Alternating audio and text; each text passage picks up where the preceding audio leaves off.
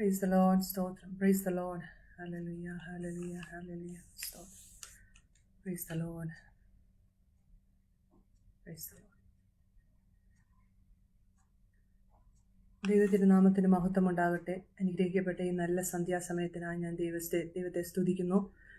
പ്രാർത്ഥനാധ്വനിയുടെ Facebook പേജിലൂടെ ദൈവവചനവുമായി നിങ്ങളുടെ മുൻപിലായിരിക്കാൻ വലിയവനായ ദൈവം എനിക്കൊരു അവസരത്തെ നൽകിയതിനായി നന്ദിയോട് സ്തോത്രം ചെയ്യുന്നു, സ്തുതിക്കുന്നു. വിശേഷാലിതിന് അവസരം ഒരുക്കിയ പ്രാർത്ഥനാധ്വനിയുടെ ഇൻ്റർനാഷണൽ ഡയറക്ടറായിരിക്കുന്ന pastor Benson Daniel Gujarat, international coordinator പ്രിയപ്പെട്ട സാജൻ അച്ചാൻ, മറ്റ് ഭാരവാഹികൾക്കും ഫേസ്ബുക്കിലൂടെ എന്നെ ശ്രവിക്കുന്ന എല്ലാ പ്രിയപ്പെട്ടവരോടും യേശുക്രിസ്തുവിലുള്ള എൻ്റെ സ്നേഹവും വന്ദനത്തെ അറിയിക്കുന്നു. ഈ ജൂലൈ മാസത്തിലെ നാം ധ്യാനിച്ചുകൊണ്ടിരിക്കുന്ന ദൈവവചന ചിന്തയാണ് പ്രതിസന്ധിയിൽ വെളിപ്പെടുന്ന ദൈവസാന്നിധ്യം, അല്ലെങ്കിൽ God's presence reveals in trouble. ഈ ഒരു വിഷയത്തെ നമ്മൾ ഈ മാസം മുഴുവൻ കേട്ടുകൊണ്ടിരിക്കുന്നു. എനിക്ക് മുൻപായി അനുഗ്രഹിക്കപ്പെട്ട ദൈവദാസന്മാരിലൂടെ ദൈവവചനം അനുഗ്രഹിക്കപ്പെട്ട ആലോചനകൾ കേട്ടു കഴിഞ്ഞു. ഇനി വരും ദിവസങ്ങളിലും അനുഗ്രഹിക്കപ്പെട്ട ദൈവദാസനും ദൈവിക ആലോചനകൾ അതിനായി നമ്മൾ കാത്തിരിക്കുന്നു. ഇന്നത്തെ ഈ വിഷയവുമായി ബന്ധപ്പെട്ട 2 കുറുവാക്യങ്ങൾ വായിക്കുവാൻ ഞാൻ താല്പര്യപ്പെടുന്നു. ഒന്നാമതായി സങ്കീർത്തന പുസ്തകം 23-ാം അധ്യായം 4-ാം വാക്യം. കൂരിരുൾ താഴ്വഴിയിൽ കൂടെ നടന്നാലും ഞാൻ ഒരു അനർത്ഥവും ഭയപ്പെടുകയില്ല, നീ എന്നോട് കൂടെ ഇരിക്കുന്നുവല്ലോ, എൻ്റെ വടിയും കോലും എന്നെ ആശ്വസിപ്പിക്കുന്നു. രണ്ടാമതായി യെശയ്യാവിൻ്റെ പ്രവചന പുസ്തകം 43-ാം അധ്യായം 2-ാം വാക്യം. നീ വെള്ളത്തിൽ കൂടി കടക്കുമ്പോൾ ഞാൻ നിന്നോട് കൂടെ ഇരിക്കും, നീ നദികളിൽ കൂടി കടക്കുമ്പോൾ അവ നിന്റെ മീതെ കവിയുകയില്ല, അഗ്നിജ്വാല നിന്നെ ദഹിപ്പിക്കുകയുമില്ല. Praise the Lord, hallelujah. ദൈവത്തിൽ ആശ്രയിക്കുകയും ദൈവം തന്നെ ആശ്രയമായി ഇരിക്കുകയും ദൈവകൽപ്പന പ്രമാണിക്കുകയും ചെയ്യുന്ന ഒരു ഭക്തന്റെ പ്രതീക്ഷയാണ് ഈ വിഷയം ഉള്ളത്. പ്രതിസന്ധികളിൽ അല്ലെങ്കിൽ ആ ഭക്തന്റെ പ്രതിസന്ധികളിൽ വെളിപ്പെടുന്ന ഒരു ദൈവസാന്നിധ്യത്തിന്റെ ഒരു മറവ് ആ ഭക്തൻ അനുഭവിക്കുവാൻ കഴിയും. ആ ഒരു പ്രതീക്ഷയാണ് ഈ വിഷയം ആയിട്ട് മുന്നോട്ട് പോകാൻ ഈ വിഷയമായി സംബന്ധിച്ചുള്ള പ്രധാനമായ ഘടകം. വിശുദ്ധ ബൈബിളിൽ നാം പരിശോധിക്കുമ്പോൾ പഴയ നിയമ വിശുദ്ധന്മാരും പുതിയ നിയമ വിശുദ്ധന്മാരും ഒരുപോലെ പ്രതിസന്ധികളിൽ അവരെ ബലപ്പെടുത്തിയ ഒന്നാണ്. അതിനെ ഞാൻ ദൈവകരുണയെന്നും ദൈവകൃപയെന്നും വിളിക്കുവാൻ, അല്ലെങ്കിൽ അതിനെ അങ്ങനെ 2 ടേമായിട്ട് വിളിക്കുവാൻ ഞാൻ താല്പര്യപ്പെടുകയാണ്. ആ പഴയ നിയമ വിശുദ്ധന്മാരും പുതിയ നിയമ വിശുദ്ധന്മാരും അവർ പോയിരുന്ന സാഹചര്യങ്ങളിൽ, ആ പ്രതിസന്ധികളിൽ അവർക്ക് അതിനെ തരണം ചെയ്യുവാൻ എങ്ങനെ കഴിഞ്ഞു എന്നുള്ളതിന് അവർക്ക് 2 വാക്ക് പറയാൻ കാണും. ആ ദൈവത്തിന്റെ കരുണ ഒന്ന് മാത്രം, അല്ലെങ്കിൽ ദൈവത്തിന്റെ കൃപയാൽ ഞങ്ങൾ ഇതെല്ലാം തരണം ചെയ്തു എന്ന് പറയുവാൻ അവർക്ക് സാധിക്കും. എന്താണ് പ്രതിസന്ധി എന്നുള്ളത്? എന്താണ് നമ്മൾ ജീവിതത്തിൽ പ്രതിസന്ധി എന്നാണ് നമുക്ക് ഒരു ഡെഫിനിഷൻ കൊടുക്കുവാൻ കഴിയുന്നുണ്ടെങ്കിൽ, ജീവിതത്തിൽ നാം വ്യക്തിപരമായി അല്ലെങ്കിൽ കുടുംബപരമായി അല്ലെങ്കിൽ സാമൂഹികപരമായി ഫേസ് ചെയ്യുന്ന ഒരു ചലഞ്ച്, അല്ലെങ്കിൽ നമ്മുടെ ജീവിതത്തിൽ വരുന്ന ട്രബിൾ അതിനെയാണ് പ്രതിസന്ധി അല്ലെങ്കിൽ ട്രബിൾ എന്ന് പറയുന്നത്. ഈ ലോക ജീവിതത്തിൽ നാം അഭിമുഖീകരിക്കുന്ന 4 പ്രധാനപ്പെട്ട അല്ലെങ്കിൽ 4 പ്രതിസന്ധികളിലൂടെ നമ്മൾ കടന്നു പോകേണ്ടി വന്നേക്കാം. ആ 4 പ്രതിസന്ധികൾ ഏതാണെന്ന് ഞാൻ നിങ്ങളുമായി പങ്കുവയ്ക്കാൻ താല്പര്യപ്പെടുന്നു. 1, വ്യക്തിപരമായ ബുദ്ധിമുട്ടുകൾ, പേഴ്സണൽ സ്ട്രഗിൾസ്, അതാണ് ഒന്നാമത്തേത്. 2, പീഡനവും എതിരാളികളിൽ നിന്നുള്ള വെല്ലുവിളികളും. 3-ാമത്തേതായ നാച്ചുറൽ കലാമിറ്റീസ് അല്ലെങ്കിൽ ഡിസാസ്റ്റേഴ്സ്, പ്രകൃതി ക്ഷോഭങ്ങളും ദുരന്തങ്ങളും. 4-ാമത്തേതായ സ്പിരിച്വൽ വാർഫെയർ അല്ലെങ്കിൽ ആത്മമണ്ഡലത്തിൽ അല്ലെങ്കിൽ ആത്മീകമായ പോരാട്ടം. ഈ 4 പ്രതിസന്ധികളിലൂടെ നമ്മൾ ഈ ലോക ജീവിതത്തിൽ തരണം ചെയ്യേണ്ടതായിട്ട് വന്നേക്കാം. അതിൻ്റെ ഒരു വിശദീകരണമായി ഞാൻ നിങ്ങളോട് പങ്കുവയ്ക്കുന്നു. ഒരു ചെറിയ ലഘുവായുള്ള വിശദീകരണം. എങ്ങനെയാണ് നമ്മൾക്ക് ഈ 4 പ്രതിസന്ധികൾ നമ്മുടെ ജീവിതത്തിൽ ചില സാഹചര്യങ്ങളിൽ വന്നു ചേരാൻ പറ്റുന്നത് എന്ന് നമുക്കൊന്ന് നോക്കാം. 1-ാമത്തേതായ വ്യക്തിപരമായ സ്ട്രഗിൾ, പേഴ്സണൽ സ്ട്രഗിൾ. വ്യക്തിപരമായ നമ്മുടെ ജീവിതത്തിൽ വരുന്നത് എങ്ങനെയാണെന്ന് നമുക്ക് നോക്കാം.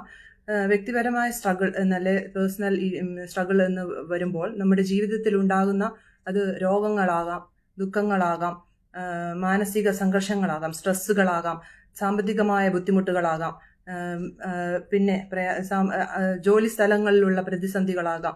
ഇങ്ങനെ പലമായ സാഹചര്യങ്ങൾ മൂലമുണ്ടാകുന്ന പ്രതിസന്ധികളെ നമുക്ക് പേഴ്സണൽ സ്ട്രഗിൾ എന്ന് വിളിക്കാം. അതിന് തിരുവചന അടിസ്ഥാനത്തിൽ ഉദാഹരണമായി നമുക്കൊരു വ്യക്തിയെ എടുക്കാം. അത് ജോസഫ് പഴയ നിയമ ഭക്തനായ ജോസഫിന്റെ ജീവിത സാഹചര്യങ്ങളും അനുഭവങ്ങളും നമുക്കെല്ലാം നന്നായി അറിയാവുന്നതാണ്. തനിക്ക് ദൈവം കൊടുത്ത വെളിപ്പാടിനെ, ആ വെളിപ്പാടെന്ന വരം തൻ്റെ കുടുംബവുമായിട്ടൊന്ന് പങ്കുവെച്ചപ്പോൾ, ഷെയർ ചെയ്തപ്പോൾ തനിക്ക് സഹോദരന്മാരിൽ നിന്നും മാതാപിതാക്കളിൽ നിന്നും ഒരു അനുകൂലമായ ഒരു ശുഭകരമായ ഒരു സമീപനമല്ല ലഭിച്ചതെന്ന് നമുക്ക് തിരുവചനത്തിലൂടെ കാണുവാൻ സാധിക്കുന്നു. മറിച്ച് സഹോദരന്മാരിൽ നിന്ന് കൊടിയ പീഡനവും വേദനയുമാണ് സംഭവിച്ചത്. 13 വർഷത്തെ നീണ്ട കാത്തിരിപ്പിന് ശേഷമാണ് തന്റെ സ്വപ്നത്തിന്റെ സാക്ഷാത്കാരം പൂർത്തീകരിക്കാൻ ഉണ്ടായ കാലയളവ്. ഈ 13 വർഷം എന്ന് പറയുമ്പോഴും ആ 13 വർഷവും എന്നത് തന്റെ ജീവിതത്തിലെ പ്രതിസന്ധികളുടെ നീണ്ട നിരയായിരുന്നു. പ്രിയമുള്ളവരെ, നമുക്കറിയാം എന്താണ് ആ പ്രതിസന്ധികൾ. ജോസഫ് അനുഭവിച്ച പ്രതിസന്ധികൾ അക്കമിട്ട് എണ്ണാൻ പറ്റുകയാണെങ്കിൽ നമുക്ക് പറയാൻ പറ്റും. ഒന്നാമത്തേതായി ഒറ്റപ്പെടൽ അനുഭവിച്ചു ജോസഫ്. 2, സഹോദരന്മാരിൽ നിന്നുള്ള പീഡനം അനുഭവിച്ചു. 3 പൊട്ടക്കിണറ്റിൽ തള്ളിയിടപ്പെട്ടു. 4, മിസ്രൈമിയ കച്ചവടക്കാർക്ക് കൈമാറ്റം ചെയ്യേണ്ടി വന്നു. ആ ഒരു സാഹചര്യത്തിലൂടെ കടന്നുപോയി. 5, പൊത്തിഫോറിന്റെ ഭവനത്തിൽ നിന്നുണ്ടായ അനുഭവം. 6, കാരാഗ്രഹവാസം അനുഭവിക്കേണ്ടി വന്നു. പ്രിയമുള്ളവരെ, നമ്മുടെ ജീവിതത്തിലും ഇത്തരം അനുഭവങ്ങൾ, അവസ്ഥകളും വന്നേക്കാം. സ്തോത്രം, പ്രൈസ് ദി ലോർഡ്. നമ്മുടെ ജീവിതത്തിൽ ഓരോ നാളും നമ്മുടെ ജീവിതത്തിൽ കടന്നു വരുന്ന ഈ പ്രതിസന്ധികളിൽ നമുക്ക് തരണം ചെയ്യുവാൻ എങ്ങനെ സാധിക്കും? നമ്മുടെ ജീവിതത്തിൽ ഈ സാഹചര്യങ്ങളൊക്കെ വന്നുകൂടാം എങ്കിലും നമ്മൾ പൊതുവെ ഓരോ കാര്യത്തിൽ നമ്മൾ ചിന്തിക്കാം, ഈ ചെറിയ പൈതങ്ങൾ അല്ലെ ചെറിയ കുഞ്ഞുങ്ങളെ, ചെറിയ പ്രായത്തിലുള്ള കുഞ്ഞുങ്ങളെ നമ്മൾ കാണുമ്പോൾ ഈ ഒരു പ്രായത്തിൽ തന്നെ ഇരുന്നാൽ മതിയായിരുന്നു എന്ന് നമ്മൾ ചില സമയത്ത് ചിന്തിച്ചു പോകും. കാരണം നമ്മുടെ പ്രതിസന്ധി ഘട്ടങ്ങളിൽ നമ്മൾ ചിന്തിച്ചു പോകും. എന്നാൽ അങ്ങനെ ഒരു ഇത് നമ്മുടെ ജീവിതം നടക്കത്തില്ല. കാരണം ഈ ഭൂമിയിൽ ജനിച്ച കുഞ്ഞു പൈതങ്ങൾ പോലും അവരുടേതായ സ്ട്രഗിളിൽ അവർ മുന്നേറുന്നുണ്ട്. അത് നമുക്ക് ചിലപ്പം അനുഭവിക്കും. നമ്മൾ മുന്നിൽ കാണുമ്പോൾ കുഞ്ഞുങ്ങൾക്ക് വേണ്ടതെല്ലാം മാതാപിതാക്കൾ എത്തിച്ചു കൊടുക്കുന്നു, അവരുടെ ജീവിതം സുഖകരമായി പോകുന്നു. എന്നാലും അവരുടേതായ വളർച്ചയിൽ ഓരോ പ്രതിസന്ധികളിലൂടെയാണ് കടന്നു പോകുന്നത്. നമ്മൾ ചെറിയ കുഞ്ഞുങ്ങളെ നോക്കുകയാണെങ്കിൽ അവരുടെ ഓരോ ഘട്ടങ്ങളിൽ അവർ കമന്നു വീഴാൻ പ്രായമാകുമ്പോൾ ആ സമയത്ത് ഉണ്ടാകുന്ന പ്രതിസന്ധി അവർക്കേ മനസ്സിലാവുകയുള്ളൂ. അല്ലെങ്കിൽ അവർ നടക്കാൻ തുടങ്ങുമ്പോൾ അവരുടെ കുഞ്ഞു പല്ല്, പാൽപ്പല്ലെന്നൊക്കെ നമ്മൾ വിളിക്കുന്ന ആ പല്ലുകൾ ഉണ്ടാകുമ്പോഴുള്ള പ്രതിസന്ധി നമ്മൾക്ക് കാണുവാനേ സാധിക്കുകയുള്ളൂ. ഈ ലോക ജീവിതത്തിൽ ജനിച്ച ഏത് ജീവജാലകങ്ങൾക്കും അതിൻ്റെതായ പ്രതിസന്ധികൾ ഉണ്ട്. അത് ഓരോ ദിവസവും അവരത് തരണം ചെയ്ത് മുന്നോട്ട് ജീവിക്കുന്നതിലാണ് അവരുടെ ആ ലൈഫ് സൈക്കിൾ എന്ന് പറയുന്നത്. നമ്മൾ മറ്റുള്ളവരെ നോക്കുമ്പോൾ നമ്മുടെ ജീവിത സാഹചര്യങ്ങളിൽ ഉണ്ടാകുന്ന പ്രതിസന്ധികളെ മറ്റുള്ളവരുമായിട്ട് ഷെയർ ചെയ്യാൻ നോക്കുമ്പോൾ ചിലപ്പോൾ അവരും നമ്മുടെ അടുത്ത് പറയാനിടയാകാറുണ്ട്, ഇതൊക്കെ എന്ത്, എൻ്റെയൊക്കെ ജീവിതത്തിൽ ഉണ്ടാകുന്ന പ്രതിസന്ധികൾ അതിനേക്കാളും വലുതൊന്നും അല്ലല്ലോ എന്നൊക്കെ പലരും നമ്മുടെ നമ്മൾക്കും നമ്മൾ അങ്ങോട്ട് പറയുകയും അവരിടയിലൂടെ കേൾക്കുകയും ചെയ്യാൻ സാഹചര്യം ഉണ്ടായിട്ടുള്ള കാലങ്ങൾ ഉണ്ടാവുമായിരിക്കും. ആ സാഹചര്യങ്ങളും നോക്കുമ്പോൾ നമ്മൾ പറയാറുണ്ട്, ആനയ്ക്ക് തടിഭാരം, ഉറുമ്പിന് അരിഭാരം. ഈ വക ചിന്തകളിലൊക്കെ കടന്നു വന്നാലും ഏത് ജീവജാലങ്ങളും അവരുടെ ജീവിതത്തിൽ ഈ ഭൂമിയിലായിരിക്കുമ്പോൾ അവർക്ക് പ്രതിസന്ധികൾ ഉണ്ടാകും. ആരും പ്രതിസന്ധി ഇല്ലാത്ത ആൾക്കാരോ ജീവജാലങ്ങളോ ഒന്നുമില്ല എന്ന് നമുക്ക് കണക്കാക്കുവാൻ സാധിക്കും. ഇവിടെ ജോസഫിന്റെ ജീവിതാനുഭവം നമുക്ക് മാതൃകയാണ്. ദൈവത്തിലുള്ള വിശ്വാസവും തൻ്റെ ദൈവാശ്രയവും തൻ്റെ പ്രതിസന്ധികളെ അതിജീവിപ്പാൻ ജോസഫ് അദ്ദേഹത്തെ ശക്തീകരിച്ചു. ആ മുന്നേറ്റത്തിൽ ദൈവത്തിൽ ആശ്രയിക്കുക, അല്ലെങ്കിൽ ഒരു ഭക്തന്റെ ജീവിതത്തിൽ ദൈവത്തിൽ ആശ്രയമില്ലാതെ ഒരു നാളും മുന്നോട്ട് ജീവിക്കാൻ കഴിയുകയില്ല. ഈ പ്രതിസന്ധികളിൽ നമ്മൾക്ക് എങ്ങനെ തരണം ചെയ്യാൻ കഴിയും? അതിനെ ദൈവത്തിന്റെ ആ ഒരു വെളിപ്പെടൽ, ഒരു സാന്നിധ്യത്തിന്റെ വെളിപ്പെടൽ എങ്ങനെയെന്ന് നാം അറിഞ്ഞു പോകുമ്പോഴാണ് ആ ഒരു പ്രതിസന്ധിയിൽ നമുക്ക് കഴിവില്ല, നമ്മുടെ കഴിവ് കൊണ്ടല്ല, ദൈവത്തിൽ ആശ്രയിച്ചതുകൊണ്ടും ദൈവത്തിന്റെ മക്കളാകുന്ന നമ്മളെ ദൈവം കരുതുന്ന കരുതലും നമുക്ക് മനസ്സിലാക്കുവാൻ കഴിയുകയുള്ളൂ. അതിനായി സങ്കീർത്തനം 34 അധ്യായം 17-18 വാക്യം വായിക്കുവാൻ ഞാൻ ആഗ്രഹിക്കുന്നു. സങ്കീർത്തനം 34:17-18. നീതിമാന്മാർ നിലവിളിച്ചു, യഹോവ കേട്ടു, സകല കഷ്ടങ്ങളിൽ നിന്നും അവരെ വിടുവിച്ചു. ഹൃദയം നുറങ്ങിയവർക്ക് യഹോവ സമീപസ്ഥൻ, മനസ്സ് തകർന്നവരെ അവൻ രക്ഷിക്കുന്നു. ഈ വാക്യങ്ങളിലൂടെ നമുക്ക് കാണാൻ കഴിയുന്നത് ഭക്തൻ വളരെ വിശ്വാസത്തോടെ വിളിച്ചു പറയുന്ന ഒരു കാര്യമുണ്ട്. ഏത് പ്രതിസന്ധി വന്നാലും എൻ്റെ ദൈവം എന്നെ സഹായിക്കും, എനിക്ക് പ്രാപ്തി തരും, എനിക്ക് അതിൽ തരണം ചെയ്യുവാൻ എൻ്റെ മുന്നിലുള്ള കടമ്പകൾ, എന്നിന് മുന്നിലുള്ള വലിയ മതിലുകൾ, അതൊക്കെയും മറികടക്കുവാൻ ദൈവം എന്നെ സഹായിക്കുമെന്നാണ് ഇവിടെ ഭക്തൻ ഈ വചനങ്ങളിലൂടെ ഭക്തൻ എഴുതി വെച്ചിരിക്കുന്നത് നമുക്ക് കാണുവാൻ സാധിക്കുന്നത്. നമ്മുടെ മുന്നിൽ എപ്പോഴും ഓരോ തടസ്സം ഓരോ ദിവസവും നമ്മൾ മുന്നിൽ ഉണ്ടാകും. അത് പല സാഹചര്യങ്ങൾ, എപ്പോഴും സന്തോഷകരമായ സാഹചര്യങ്ങളായിരിക്കില്ല നമ്മുടെ ജീവിതത്തിൽ അനുഭവിക്കുന്നത്. അത് അനുഭവപ്പെടുമ്പോൾ സാഹചര്യങ്ങളിലൂടെ വരുന്ന പ്രതിസന്ധികളെ നമ്മൾ എങ്ങനെ തരണം ചെയ്യുന്നു, അതിൽ നമ്മൾ ദൈവത്തിൽ ആശ്രയിക്കുമ്പോൾ അതെങ്ങനെ മാറിപ്പോകുന്നു, അതിനെ ആ സാഹചര്യങ്ങളെ എങ്ങനെ നമുക്ക് തരണം ചെയ്യാൻ, ഓവർകം ചെയ്യുവാൻ കഴിയുന്നു എന്നാണ് പ്രധാനമായി വരുന്ന ഘടകം. നമ്മുടെ ഒരു ഭക്തനെ സംബന്ധിച്ച് എപ്പോഴും നമ്മൾ പറയുന്ന ഒരു കാര്യമാണ്, ഇതൊന്നും എൻ്റെ കഴിവല്ല, എൻ്റെ മിടുക്കല്ല, എൻ്റെ സാമ്പത്തികമായോ എൻ്റെ ലൈഫ് എക്സ്പീരിയൻസോ വെച്ച് ഞാൻ ഇതിനെ ഓവർകം ചെയ്തതല്ല എന്ന് ഒരു ഭക്തൻ എപ്പോഴും പറയുവാൻ സാധിക്കും. അത് നമ്മൾ ഇവിടെ നമ്മൾക്ക് ആ സാഹചര്യങ്ങളിലൂടെ കടന്നു പോകുമ്പോൾ ദൈവത്തിലുള്ള ആശ്രയത്തിന്മേൽ നമ്മൾ കാണുന്ന ദൈവിക സാന്നിധ്യം, അത് നമ്മുടെ ജീവിതത്തിൽ രുചിച്ചറിയേണ്ടത് ഏറ്റവും ആവശ്യമായ കാര്യമാണ്. പല സാഹചര്യങ്ങളിലും നമ്മളെ മുന്നോട്ട് വിടാതിരിക്കാൻ പല കാര്യങ്ങളും നമ്മുടെ ജീവിതത്തിലും ഉണ്ടാകും. അതൊക്കെയും തരണം ചെയ്യുവാൻ ദൈവം എല്ലാവരെയും സഹായിക്കട്ടെ. ദൈവത്തിലുള്ള ആശ്രയം ഓരോ ദിവസവും മുന്നേറിക്കൊണ്ട് നമുക്ക് ജീവിക്കുവാൻ ദൈവം ഇടയാക്കട്ടെ. അതിന് ദൈവം ആ പ്രതിസന്ധികളെയൊക്കെ മാറ്റി തരുവാൻ ദൈവത്തിനെ കഴിയുകയുള്ളൂ എന്നുള്ള ഒരു പ്രത്യാശയോടെ ആയിരിക്കാൻ ദൈവം നമ്മളെ സഹായിക്കും. രണ്ടാമത്തേതായ ഒരു പ്രതിസന്ധി നമ്മുടെ ജീവിതത്തിൽ ഇടയാകാൻ ചാൻസ് ഉള്ള ഒരു പ്രതിസന്ധിയാണ് പീഡനവും എതിരാളികളിൽ നിന്നുള്ള വെല്ലുവിളികളും, പ്രോസിക്യൂഷൻ ആൻഡ് ഒപ്പോസിഷൻ. ഈ ഒരു പ്രതിസന്ധി നമ്മുടെ ജീവിതത്തിൽ വരുവാൻ ഇടയാകാൻ ചാൻസ് ഉള്ളത് ഉള്ളത് ഒരു വിശ്വാസ ജീവിതവുമായി ബന്ധപ്പെട്ട ഒരു വിഷയമാണ് ഇത് വരുന്നത്, നമ്മുടെ ജീവിതത്തിൽ വരുവാനിടയാകുന്നത്. അതിന് ദാനിയേൽ പ്രവചനത്തിൽ നമുക്ക് 4 എബ്രായ ബാലന്മാരെ കാണുവാൻ സാധിക്കും. വ്യത്യസ്തമായ പ്രതിസന്ധികളും പീഡനങ്ങളും അവർ അനുഭവിച്ചു. അവരുടെ ഈ പ്രതിസന്ധികൾ അവർക്ക് വരുവാൻ കാരണമായി തീർന്നത് അവരുടെ ജീവിതത്തിൽ അവരെടുത്ത ഒരു തീരുമാനത്തിന്റെ പേരിലാണ്. അതെന്ത് തീരുമാനമാണെന്ന് നമുക്ക് അറിയാം. അവരുടെ ജീവിതത്തിൽ വരുവാനുള്ളതിന്റെ കാരണം വിശ്വാസ സംബന്ധമായ അവരെടുത്ത ഒരു തീരുമാനമാണ്. എന്താണ് ആ തീരുമാനമെന്ന് നമ്മൾക്ക് എല്ലാവർക്കും സുപരിചിതമാണ്. രാജാവ് ഒരുക്കിയ ഭോജനമോ വീഞ്ഞ് ശാഖപദാർത്ഥം അവർ ഭക്ഷിക്കുകയോ കുടിക്കുകയോ ചെയ്യത്തില്ല എന്നവർ തീരുമാനിച്ചു.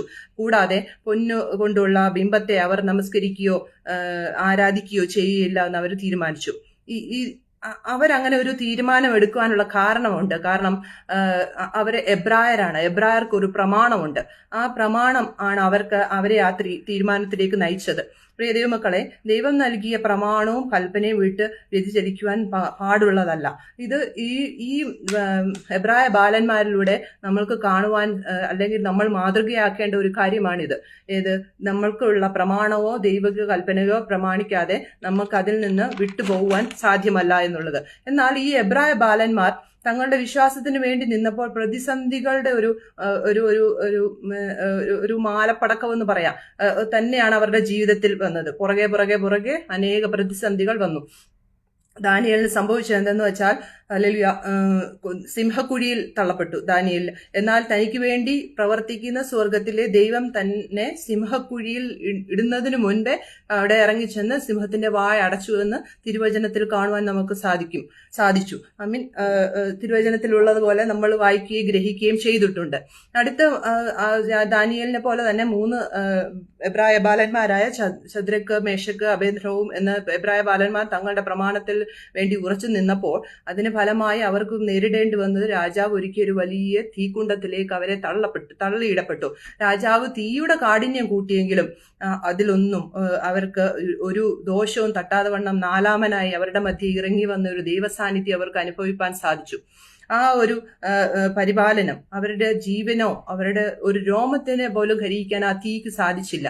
ഇതൊരു അത്ഭുതകരമായ ഒരു അവരുടെ തീരുമാനത്തിന് മുൻപിൽ ദൈവം അവരുടെ പ്രതിസന്ധിയിൽ വെളിപ്പെട്ട സാന്നിധ്യമാണ് അവിടെ കാണുവാൻ നമുക്ക് സാധിക്കുന്നത്.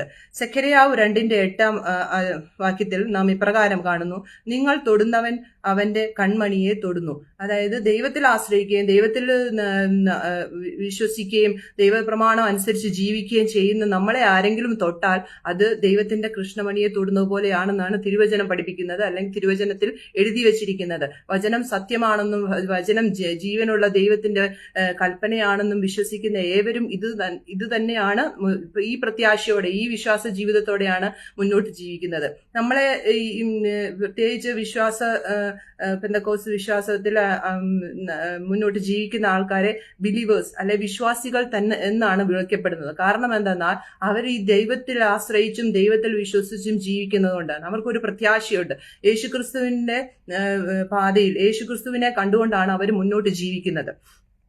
ദൈവമക്കളായ നാം വിശ്വാസത്തിൽ നിലനിൽക്കുമ്പോൾ തന്നെ നമുക്ക് പ്രതിസന്ധികളും പ്രയാസങ്ങളും ബുദ്ധിമുട്ടുകളും പരിഹാസങ്ങളും നേരിടേണ്ടി വന്നേക്കാം. എന്നാലും നമുക്ക് വേണ്ടി പ്രവർത്തിക്കുന്ന ഒരു ദൈവത്തിന്റെ കരം നമ്മുടെ പ്രാണനെ പരിപാലിക്കും എന്നുള്ളൊരു പ്രത്യാശയും വിശ്വാസവും ജീവിക്കുന്നുവെങ്കിൽ ക്രിസ്തുവെന്നും മരിച്ചത് എനിക്ക് ലാഭമെന്നും വിശുദ്ധ പൗലോസ് ലീഗ പറയുന്ന പോലെ ആ ഒരു വിശ്വാസത്തിൽ ആ ഒരു പ്രത്യാശയോടെ ജീവിക്കുകയാണെങ്കിൽ ഈ പ്രതിസന്ധികളെ എല്ലാം തരണം ചെയ്യുവാനുള്ള അതിലൂടെ ദൈവസാന്നിധ്യം നമ്മളിൽ പ്പെടുവാനും ദൈവനാമം മഹത്വപ്പെടുവാനും ഇടയാകുമെന്ന് ദൈവമക്കളായ നമ്മളെല്ലാവരും ഒന്നുകൂടെ ഒരു ഉത്തേജനത്തോടെ ജീവിക്കണമെന്ന് ഉള്ളതിന് നാം വീണ്ടും താഴ്മയോടെ ആയിരിക്കാൻ ദൈവം ഇടയാക്കും.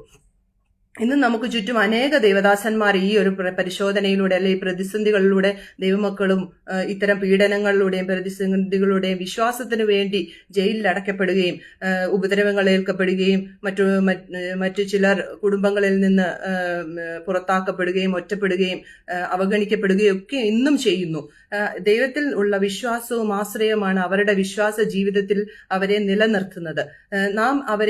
നാം അവർക്ക് വേണ്ടി പ്രാർത്ഥിക്കുവാൻ നമ്മൾ ബാധ്യസ്ഥരാണ്, നമ്മൾ കടപ്പെട്ടവരാണ്.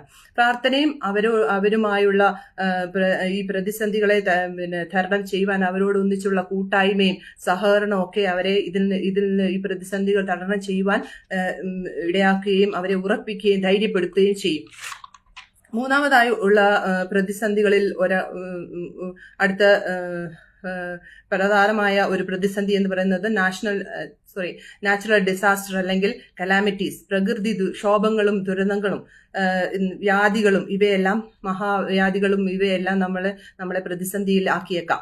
ഈ കഴിഞ്ഞ കോവിഡ് കാലങ്ങളും പ്രളയത്തിൽ നമ്മൾക്കുണ്ടായ പ്രതിസന്ധികളിലൊക്കെ ഈ മഹാവ്യാധി കാലത്ത് അനേകം മരണം വഴിയായി ഈ ലോകത്ത് നിന്ന് മാറ്റപ്പെട്ടു. മറ്റു ചിലർ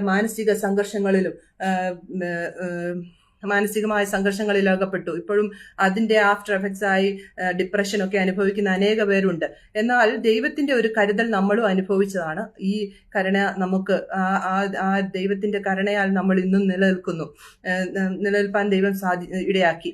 യോഹന്നാന്റെ സുവിശേഷം 16-ാം അധ്യായം 33-ാം അധ്യായത്തിൽ ഇങ്ങനെ പറയുന്നു: ലോകത്തിൽ നിങ്ങൾക്ക് കഷ്ടമുണ്ട്, എങ്കിലും ധൈര്യപ്പെടുവീൻ, ഞാൻ ലോകത്തെ ജയിച്ചിരിക്കുന്നുവെന്ന്.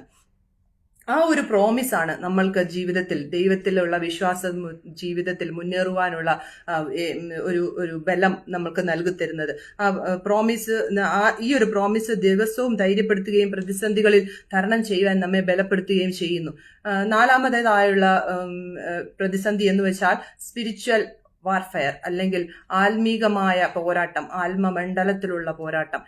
ആത്മമണ്ഡലത്തിലെ പോരാട്ടം എന്ന് പറയുമ്പോൾ ഇത് നമുക്ക് പ്രത്യക്ഷത്തിൽ കാണുവാൻ സാധിക്കുന്നതൊന്നല്ല. അത് ആത്മീകമായ സ്പിരിച്വൽ ഡൗട്ടുകളാകാം, വിശ്വാസ സംബന്ധമായ സംശയങ്ങൾ, സഭകളിൽ ഉണ്ടാകുന്ന ഭിന്നതകൾ, വിഭാഗീയതകൾ, ആത്മീയ മുന്നേറ്റത്തിന് തടസ്സം നിൽക്കുന്ന ചിന്തകൾ, പൈശാചിക പ്രവർത്തികൾ, struggle between good and evil എന്നിവയൊക്കെ ഈ ആത്മമണ്ഡലത്തിലുള്ള പ്രതിസന്ധികളാണ്. ഇത് ഞാൻ പറഞ്ഞ പോലെ ഇത് പ്രത്യക്ഷത്തിൽ നമുക്ക് കാണുവാൻ സാധിക്കുന്ന ഒന്നല്ല. എന്നാൽ നമ്മൾ വിശ്വാസ ജീവിതത്തിൽ ഈ സ്ട്രഗിളൊക്കെ അനുഭവിക്കാൻ ഇടയുണ്ട്. ആ സാഹചര്യങ്ങൾ ദൈവത്തിന്റെ സാന്നിധ്യത്താൽ നമ്മളെ നിലനിർത്തണമെങ്കിൽ ദൈവത്തിൽ പൂർണ്ണമായി ആശ്രയിക്കുക എന്നുള്ളത് നമ്മൾ ചെയ്യേണ്ട ഒരു ഘടകമാണ്. എഫേസ്യർ 6:12 നാം ഇങ്ങനെ കാണുന്നു: നമുക്ക് പോരാട്ടമുള്ളത് ജഡരക്തങ്ങളോടല്ല, വാഴ്ചകളോടും അധികാരങ്ങളോടും ഈ അന്ധകാരത്തിന്റെ ലോകാധിപതികളോടും ദുഷ്ടാത്മസേനയോടും അത്രേ. ഈ പ്രതിസന്ധികളെ നമുക്ക് അതിജീവിക്കാൻ കഴിയുന്നത് പ്രാർത്ഥനയാലും ഉപവാസത്താലും കൂടി മാത്രമാണ്. ഈ സ്പിരിച്വൽ വാർഫെയറിനെ നമുക്ക് അതിജീവിക്കാൻ, ഓവർകം ചെയ്യുവാൻ നമുക്ക് പ്രാർത്ഥനയാലും കൂട്ടായ്മയാലും വചനധ്യാനത്താലും മാത്രമേ, ഉപവാസത്താലും മാത്രമേ കഴിയുകയുള്ളൂ. ആത്മീയ സംശയങ്ങൾ ദൈവവചന ധ്യാനത്തിലും പരിഹരിക്കപ്പെടുവാൻ സാധിക്കും. ചിട്ടയായ ദൈവവചന ധ്യാനത്തിലൂടെ ആത്മീകമായി നമുക്കുണ്ടാകുന്ന സംശയങ്ങളെ നമുക്ക് മാറ്റുവാൻ ഇടയാക്കും. ദൈവം തന്നെ നമ്മളോട് വചനത്തിലൂടെ സംസാരിക്കും. ആ സാന്നിധ്യം ദൈവവചനത്തിലൂടെ നമുക്ക് അറിയുവാൻ സാധിക്കും.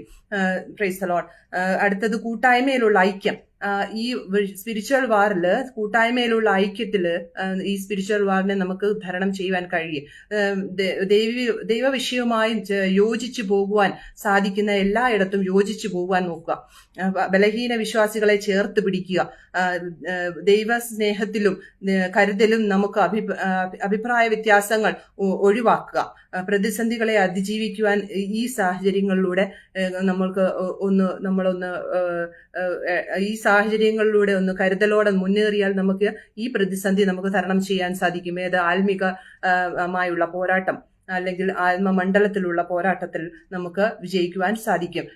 പ്രിയ ദൈവമക്കളെ, ഹല്ലേലൂയ. ഞാൻ എൻ്റെ വാക്കുകളെ ഇവിടെ കൺക്ലൂഡ് ചെയ്യുവാൻ താല്പര്യപ്പെടുകയാണ്.